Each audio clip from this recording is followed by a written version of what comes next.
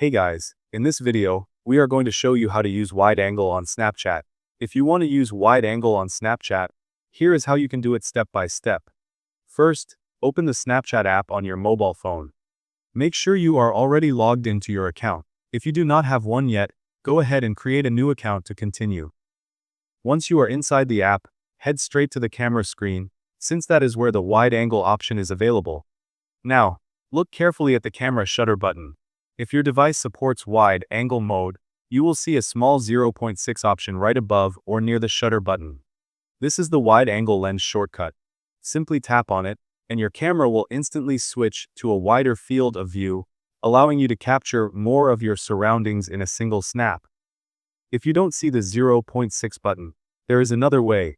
Place 2 fingers on the screen and pinch inward, moving them closer together. This will act as a zoom out, and if your device has a wide-angle lens, it will automatically trigger the wide-angle effect. Keep in mind that the availability of the wide-angle lens depends on your phone's camera hardware. Not all phones have it, so if you do not see the option, it might mean your device does not support wide angle through Snapchat. The wide-angle lens is perfect when you want to take group selfies, travel photos, or capture large backgrounds without stepping back. It helps you fit more people or scenery into your snaps, making your stories more engaging, and that's how you can easily use the wide-angle feature on Snapchat.